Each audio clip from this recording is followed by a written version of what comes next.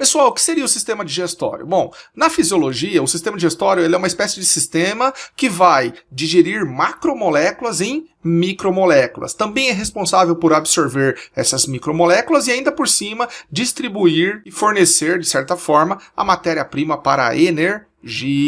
A digestão, ela pode ser dividida em digestão mecânica e digestão química. A digestão mecânica é aquela que exige força, trituração. Essa chama digestão mecânica. Na boca, para quem não sabe, ocorre a digestão tanto mecânica quanto química. Os dentes vão fragmentar o alimento. A língua também vai servir para jogar o alimento de um lado para o outro. O pH da boca é por volta de 7, 6,8. pH neutro. E uma enzima importante na boca é quem? A enzima pitialina, também chamada de amilase salivar, que pega o amido, mas também pode pegar o glicogênio e converte em disacarídeos, como por exemplo a maltose, galera, exatamente. Fazendo um zoom no dente, vamos entender que o tecido mais rígido do corpo humano está no dente, que chama esmalte dentário. Esse esmalte, então, acaba dando força ao dente, para que o processo de mastigação ocorra de forma coerente. Temos uma outra camada chamada dentina, que possui canais, tá? Poros nessa dentina, e temos a polpa, que apresentam terminações nervosas, bem como vasos sanguíneos. Falando do sistema digestório, após você mastigar bem e misturar com a saliva proveniente das glândulas salivares, o que acontece? Você vai deglutir e ele vai passar pelo esôfago,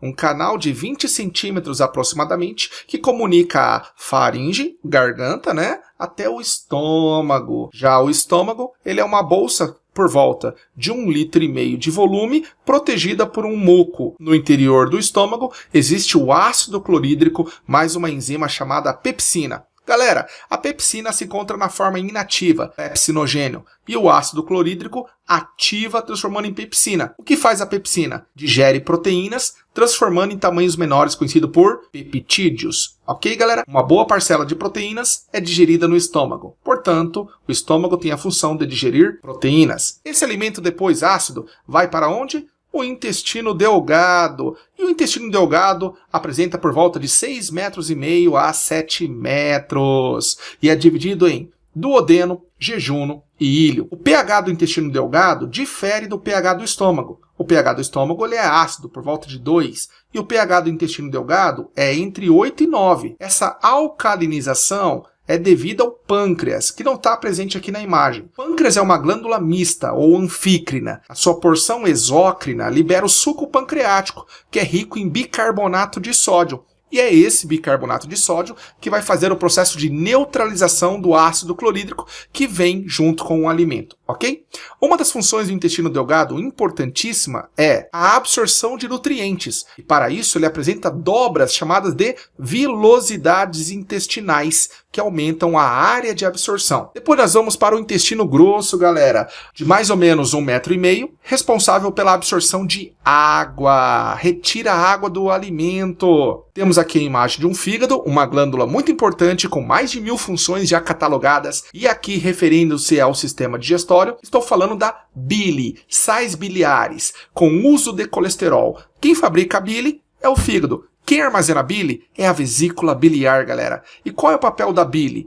Transformar aquelas gotas de gorduras grandes em tamanhos menores, fragmentando-as. Processo que o detergente faz na cozinha, conhecida por emulsificação. E por fim, as fezes vão sair pelo ânus, que apresenta um esfíncter muscular de controle. E agora eu vou citar algumas enzimas, as principais enzimas. Vamos lá? Pitialina ou amilase salivar, digere amido, se encontra na boca. Pepsina está no estômago, digere proteína, vem do pepsinogênio, que é a forma inativa. Tripsina, secretada pelo pâncreas, atua no duodeno e digere também proteínas. E é claro, a lipase pancreática também vai com as enzimas do suco pancreático e vão digerir lipídios, quebrando em ácidos graxos e álcool. Então vamos lá, galera. Questão número 1 vai falar sobre o sistema digestório.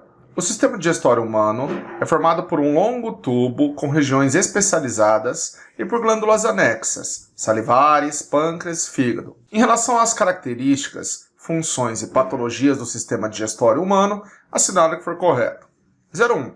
No esôfago, os capilares sanguíneos captam os aminoácidos, glicose, água e sais minerais. Galera, 01 já está errada, eu nem vou continuar lendo. Por quê? Quem captam os principais nutrientes é o intestino delgado ou intestino fino. 2. A massa formada pelo alimento mastigado e ensalivado é chamado de bolo alimentar. Perfeito, galera, verdadeiro. Então o alimento, quando adentra a boca e é mastigado, a saliva se mistura a ele. Bolo alimentar é o nome que a gente dá quando deglutimos essa massa. 02, correto. 04. A gastrite é uma inflamação da mucosa gástrica. A inflamação pode ser apenas superficial ou, em casos mais graves, provocar atrofia da mucosa gástrica. Verdadeira. 04, correta. Lembrando que isso pode evoluir para uma úlcera. 08. O processo de digestão envolve fenômenos físicos e químicos. Os fenômenos físicos envolvem a trituração do alimento em partículas menores e seu transporte ao longo do tubo digestório. Galera, verdadeiro, isso é digestão mecânica. Os processos químicos permitem a transformação dos alimentos em seus constituintes químicos. E isso aí, galera, chama de digestão química com uso de enzimas.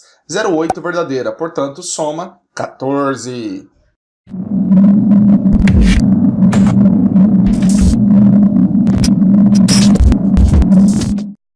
Ok, galera, o primeiro tópico que eu escolhi chama-se tecido conjuntivo. Bom, o tecido conjuntivo, para quem não sabe, ele é o tecido mais abundante do nosso corpo, ok? Também é conhecido por conectivo. E dentre a classificação, nós podemos classificar o tecido conjuntivo em propriamente dito e especializado, ok? O tecido conjuntivo propriamente dito, ele ainda subdivide-se em tecido conjuntivo frouxo e denso. O denso subdivide-se ainda em modelado e não modelado. O tecido conjuntivo propriamente dito frouxo é aquele que tem menos quantidade de fibras. Já o tecido conjuntivo denso é aquele que tem mais quantidade de fibras. Professor, de que fibras o senhor está falando? Sobretudo fibras de colágeno. Não esquecendo as fibras elásticas e as fibras reticuladas.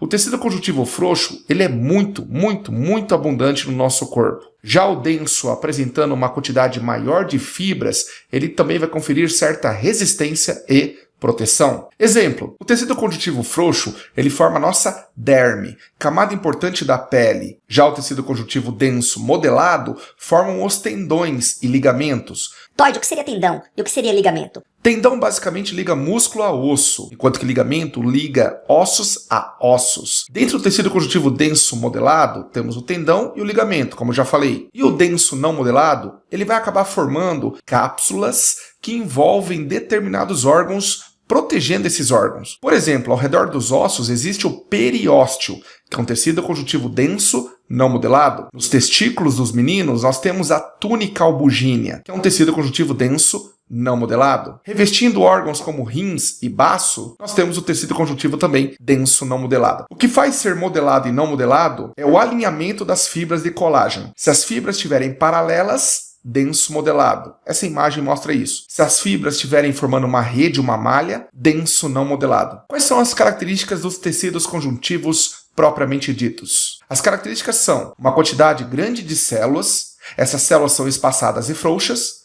O fibroblasto é a célula mais importante do tecido conjuntivo propriamente dito. Fibroblasto é a célula que produz fibras, responsável pelo processo, por exemplo, de cicatrização numa pele. Temos também grande quantidade de substância intercelular, pois, já que as células ficam espaçadas, distantes, quase nada aderidas, existe muita substância que fica entre essas células. Essa substância é conhecida por substância intercelular. Ok, galera? Bom, dentre os tecidos especializados, nós temos basicamente 4. O tecido adiposo, ele é um tecido de reserva, de proteção, amortecimento, e isolante térmico. Para formar o tecido adiposo, necessitam-se das células chamadas de adipócitos. Adipócitos são células que armazenam gordura, triglicerídeos. A gordura marrom é a gordura boa, a gordura branca e amarela é a gordura ruim. A gordura amarela, que é a ruim, é chamada de unilocular. Já a gordura marrom, que é a gordura boa, é chamada de multilocular. Temos o tecido cartilaginoso. Aqui no exemplo nós temos uma orelha.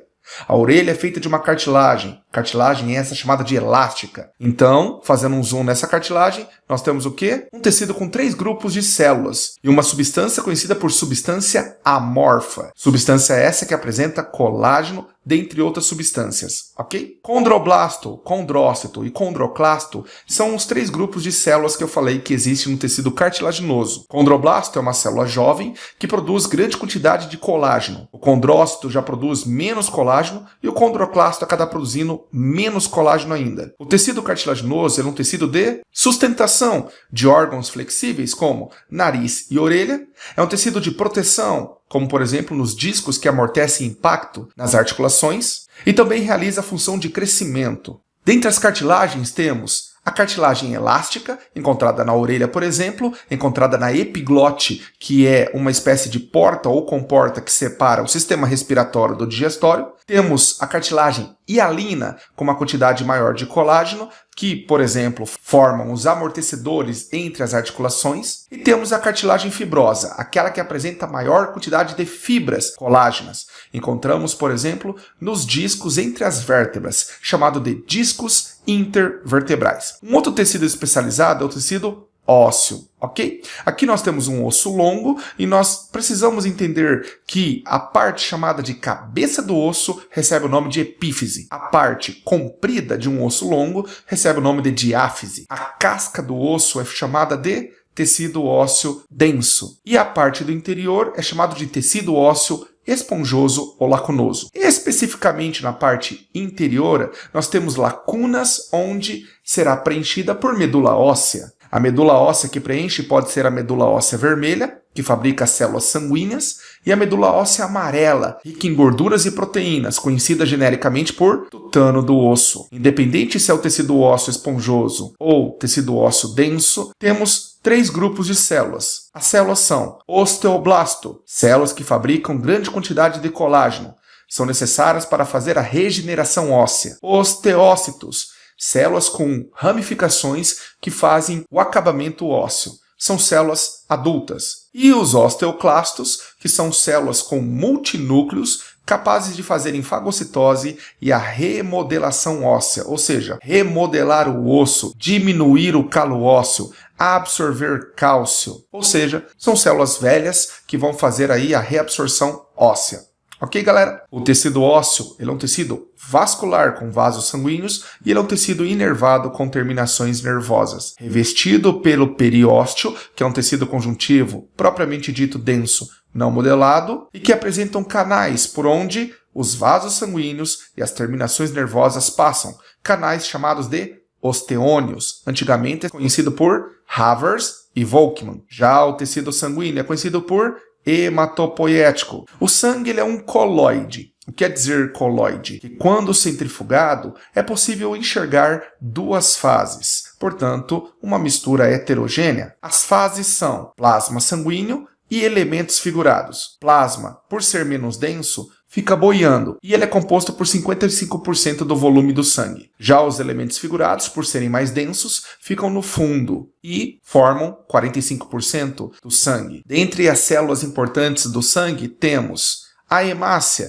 também chamado de eritrócito ou glóbulos vermelhos. A hemácia dos mamíferos é uma hemácia anucleada, sem núcleo, e vive entre 90 a 120 dias. Faz respiração anaeróbia e é a célula mais abundante e que transporta gases no sangue. Já as células de defesa são chamadas de leucócitos. Dentre os leucócitos, destacamos os neutrófilos, que combatem bactérias, eosinófilos, que estão relacionados a processos alérgicos, linfócitos, que combatem vírus. Já as plaquetas são elementos celulares, oriundos de uma célula na medula óssea vermelha, conhecida por megacariócito ou trombócito. As plaquetas são fragmentos dessa célula que, no sangue, estão relacionados à coagulação sanguínea, ok? Elas acabam produzindo a tromboplastina, que junto com vitamina K e cálcio vão desencadear o processo de coagulação. Qual a intenção da coagulação? Formar o coágulo, formar a rede de fibrina,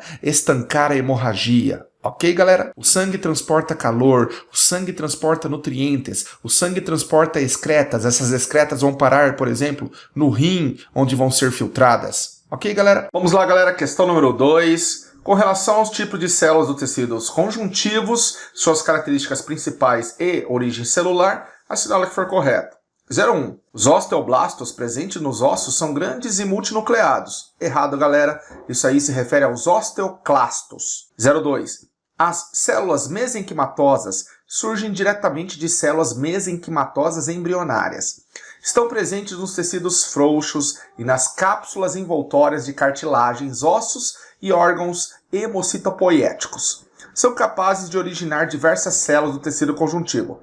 Verdadeiro, galera, essas células são chamadas de células tronco adultas. 02 correto. Os condroblastos estão presentes nos tecidos frouxos. Opa, galera, já está errado. Os condroblastos são células do tecido cartilaginoso, que por sua vez é um tecido conjuntivo especializado. Item 04 é falso. 08. Os adipócitos presentes no tecido adiposo têm, quando adultos, forma arredondada e armazenam substâncias energéticas para momentos de necessidade. Estas células surgem pela diferenciação de células mesenquimatosas indiferenciadas.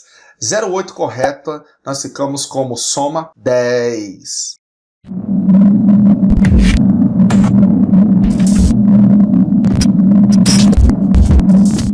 Dois grupos vegetais, que são gimnospermas e angiospermas. Esses dois grupos são conhecidos por vegetais superiores. São plantas que apresentam xilema e floema, portanto, traqueófitas, apresentam estrutura reprodutiva conhecida por estróbilo na gimnosperma e flor nas angiospermas, portanto, chamamos fanerógamas. Apresentam grão de pólen, portanto, sifonógamas. O grão de pólen do pinheiro, ele é um grão de pólen que o vento carrega na polinização. Essa polinização é chamada de anemofilia. Já nas angiospermas, já que a flor é bonita, atrativa, nós temos insetos e aves participando da polinização.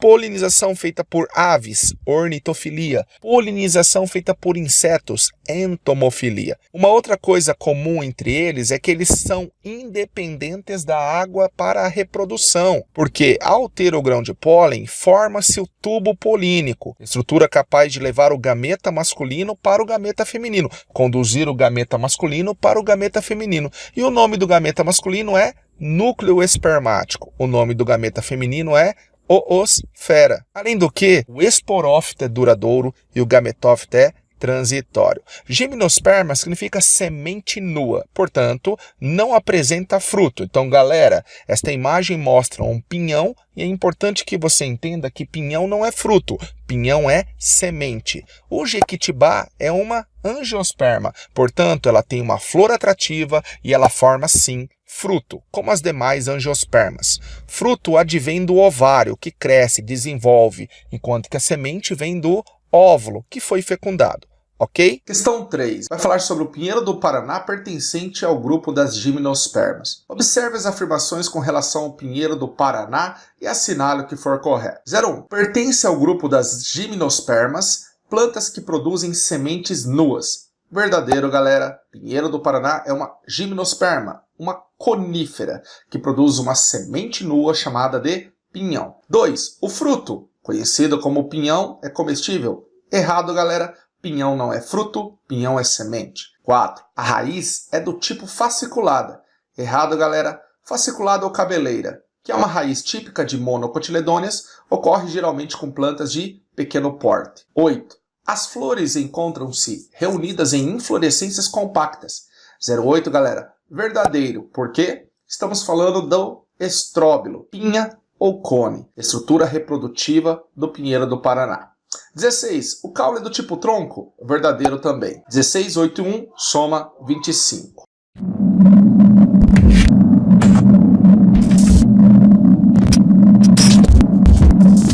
Ok, galera, a gente vai falar de evolucionismo. Só que quando a gente fala de evolucionismo, nós não lembramos apenas de Charles Darwin. Pois é, o evolucionismo, na verdade, ele é uma área da biologia que estuda, entre diversos fatores, é óbvio, né, gente, a adaptação das espécies. Dentre as teorias mais famosas, temos o lamarckismo, darwinismo e temos também o neodarwinismo ou teoria moderna, teoria sintética da evolução, ok? Falando de Darwin, que é o que mais interessa para esse exercício, Charles Darwin casou-se com a prima e na explicação relacionada ao pescoço da girafa se dá da seguinte forma. Para Darwin, as girafas nascem de pescoços de tamanhos diferentes e sobrevivem aquelas girafas com pescoço maior, ou seja, o meio seleciona melhor as girafas de pescoço comprido. As que nasceram de pescoço curto e médio, ao longo do tempo irão morrer. Então, a genética, o pool genético, acaba sobrando apenas de girafas de pescoço comprido. O antecessor a Darwin foi Lamarck. Lamarck disse que as girafas,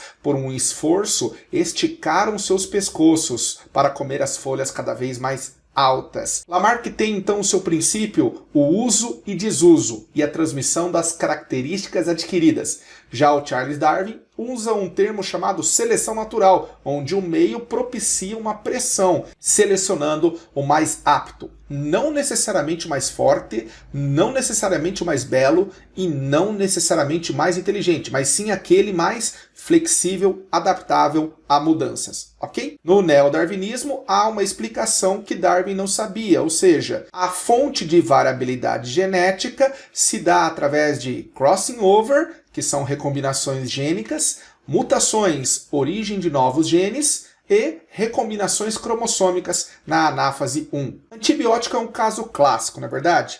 Antibiótico ele provoca mutações das bactérias, tornando-as mais resistentes? Ou o antibiótico seleciona aquelas bactérias mais resistentes a ele? Muito bem. A resistência do antibiótico se dá no processo de seleção. O uso de antibiótico mata as bactérias sensíveis e seleciona as bactérias mais resistentes no meio que vão transmitir a genética adiante. O antibiótico não provoca resistência, ele seleciona aquelas bactérias que nasceram resistentes por processos de variabilidade genética, ok? Uma informação importante é a chamada teoria da rainha de copas ou teoria da rainha vermelha, na qual, baseado no filme Alice ou no livro Alice no País das Maravilhas, dado o momento fala bem assim para Alice: Corra, Alice! Corra, Alice! Corra o mais rápido que você conseguir para não sair do lugar. Ou seja, a teoria da rainha de copas trabalha da seguinte forma. O laboratório faz um antibiótico forte, que mata as bactérias sensíveis, selecionando as resistentes àquele antibiótico. Aquele antibiótico já não serve mais.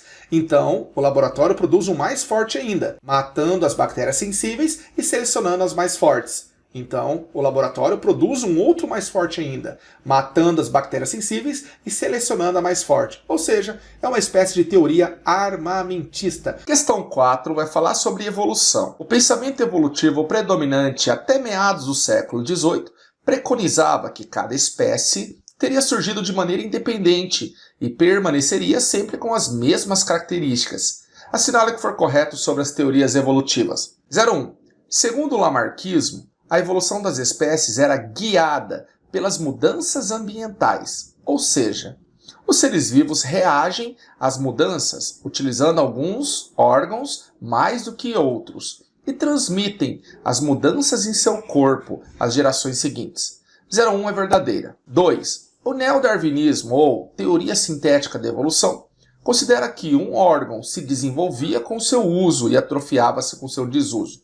02 é falsa, refere-se a lamarquismo. 04.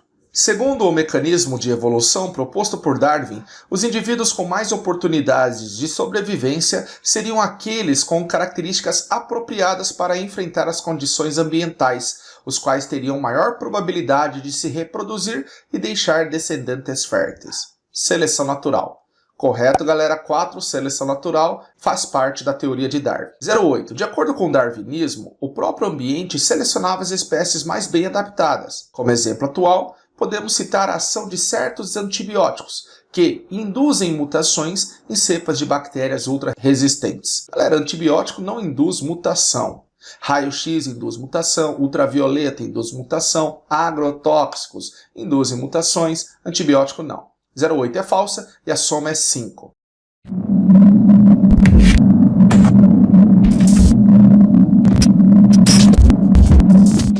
Nas relações ecológicas, para quem não sabe, acaba sendo um ramo da ecologia importante, que estudam as interações entre os seres vivos, ok? Podemos dividir em positivas ou harmônicas, negativas desarmônicas. E ainda por cima, dividimos em intraespecíficas, que são aquelas relações que ocorrem entre seres da mesma espécie, e interespecíficas, relações que ocorrem entre seres de espécies diferentes, espécies distintas. Pois bem, vamos falar aqui dessa aula apenas das relações positivas e harmônicas. Colônia. Um recife de coral é formado por pólipos liquinidários, pólipos antozoários, pólipos coralíneos, onde um indivíduo vai crescendo em cima do outro, sobretudo por brotamento. A colônia é uma relação harmônica, intraespecífica, entre seres da mesma espécie. Já a sociedade também lembra um pouquinho colônia, mas você precisa ficar atento. É uma relação harmônica, intraespecífica, da mesma espécie, mas em que os indivíduos estão isolados, sem ter uma ligação anatômica entre eles. Exemplo, na colmeia de abelhas, temos a sociedade de abelhas. Existe um grau de hierarquia. Nos formigueiros, existe a sociedade de formigas. Existe um grau de hierarquia. Uma outra relação ecológica importante é o mutualismo. Positiva para as duas espécies envolvidas. Portanto, é uma relação interespecífica. Nessa imagem vemos líquens que correspondem à associação de algas e fungos. Ambos são beneficiados, separados eles morrem. Então, no mutualismo, temos uma palavra importante aqui, galera do Enem. É uma relação obrigatoriedade. Não se esqueça disso. Os líquens são pioneiros numa colonização, além do que são indicadores de locais poluídos. Locais poluídos não terão líquens. Temos o caso aqui envolvendo animais ruminantes. Aqui nós temos uma vaca e, para que você compreenda, no seu estômago apresentam bactérias e protozoários que digerem a celulose para ela. Ela sendo um animal, a vaca sendo um animal, ela é incapaz de digerir a celulose sozinha, ela não produz a enzima celulase. Para isso, bactérias e protozoários do gênero Triconinfa, produzem a celulase e com isso digerem a celulose para a vaca. Ambos são beneficiados. A vaca por ter o capim digerido e as bactérias e os protozoários por viverem num local protegido e onde chega alimento farto. Já as micorrizas correspondem à associação de raízes de plantas com fungos. Mais de 90% das plantas do planeta apresentam essa relação mutualística. Galera, mutualismo outrora foi chamada de simbiose, então atenção. Na protocooperação também é uma relação positiva entre espécies distintas, portanto, interespecífica, mas que não existe obrigatoriedade. Pois é, galera, existe um pássaro chamado pássaro palito, que faz a higiene da boca de crocodilos. Em troca, os crocodilos então abrem a boca, oferecendo aquele resto de carne que sobrou entre os seus dentes. Ele não come o pássaro, ele precisa do pássaro, não obrigatoriamente falando, mas é uma relação harmônica onde ambos são beneficiados. No Brasil nós temos que lembrar, sabe do quê? Do pássaro anu, que pousa no boi e come o carrapato, livrando o boi do carrapato. Comensalismo é uma relação harmônica de caráter então positiva entre espécies diferentes, onde envolve resto de comida, resto de alimento. Na imagem de cima, o pássaro palito poderia estar então promovendo o comensalismo também, tá? Mas a imagem que mais cai na prova do Enem e também vestibulares é a relação que ocorre entre um peixe chamado peixe-piloto ou rêmora, que acompanha o tubarão e come restos de comida que sobram do tubarão, inclusive na boca dele. Ele é uma espécie de dentista. O peixe, chamado rêmora, se alimenta dos fragmentos que sobram de carne durante uma refeição do tubarão. Já o inquilinismo é uma relação de moradia, de inquilino, harmônica, beleza? Entre espécies distintas. O mais clássico é o peixe Phireasper, ou peixe agulha, que vive no interior do pepino do mar, atravessando a sua cloaca. Um ramo de inquilinismo chamado epifitismo é uma relação de moradia também, mas só que acometem as plantas epífitas. Canibalismo, relação harmônica entre seres da mesma espécie, envolve nutrição. Viúva negra ela é famosa porque ela acaba alimentando-se do macho, sobretudo após a relação sexual. Mas entre outras espécies de aranhas, ocorre o canibalismo, sobretudo dos filhotes em relação à mãe. Temos também o predatismo, relação desarmônica, onde temos a imagem de presa e predador. Aqui a zebra é a presa e o predador aqui é a leoa. Relação negativa entre espécies diferentes, onde uma é beneficiada, mas a outra não. Temos também o parasitismo, parasitismo, aqui representado pelo Schistosoma mansoni, causador da esquistossomose, relação que envolve parasita e hospedeiro, sugando a nutrição, sugando a energia. Os mosquitos são também parasitas, os pernilongos também são parasitas. E é claro, vamos lembrar da sanguessuga, que é um ectoparasita, parasita do lado de fora. Já o esquistossoma, que é a primeira imagem, é um parasita interno, endoparasita. Amensalismo ou antibiose, relação desarmônica onde um ser produz uma determinada substância que pode afugentar outro ou ainda matar outro. Nós sabemos que o fungo Penicillium produz uma substância chamada penicilina, que mata bactérias. Então, toxina produzida por uma espécie que pode matar outra espécie. Amensalismo antibiose. Por favor, vamos lembrar aqui que o eucalipto também fabrica substâncias tóxicas que envenenam ou intoxicam a terra ao seu redor, impedindo que outras plantas ali vivam. Temos a relação mais famosa negativa chamada competição, a única relação onde os dois indivíduos são prejudicados. A competição ela pode ser intraespecífica ou ainda interespecífica. É muito bom você prestar atenção no princípio de exclusão de Gauss, que diz que quando duas espécies compartilham o mesmo nicho ecológico parcialmente ou total, eles vão competir. Exemplo, fizeram então um teste colocando Paramecium aurelia com Paramecium caudatum. E quando eles competem, você percebe que uma das populações vai entrar em extinção obrigatoriamente. Enquanto eles estiverem no mesmo ambiente, competindo pelos mesmos recursos, eles vão ter uma dessas populações irá se extinguir. Princípio de exclusão de Gauss. Questão 5 e última. Vai falar sobre relações ecológicas. Com relação aos tipos de interações entre populações de uma comunidade, assinale o que for correto. 01. As colônias são um tipo de interação intraespecífica harmônica. Beleza.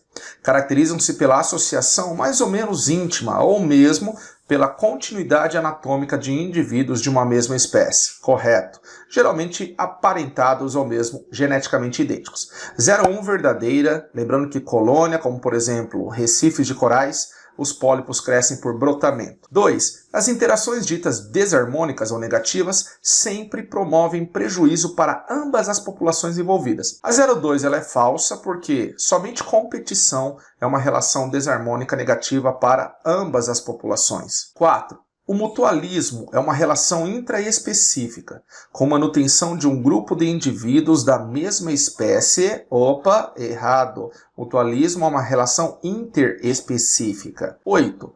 O amensalismo ou antibiose é uma relação desarmônica em que indivíduos de uma população secretam substâncias que inibem ou impedem o desenvolvimento de indivíduos de populações de outras espécies. 08 verdadeira, por exemplo, nós vemos os eucaliptos, que produzem uma substância que envenena e intoxica o solo. Portanto, a nossa soma é 9. É isso aí, galera. Espero que você tenha gostado dessas dicas para o EPG. Curta esse canal, compartilha com os amigos e se inscreva, galera. É dessa forma que você apoia esse trabalho, esse projeto que é gratuito e voluntariado. Beleza, galera?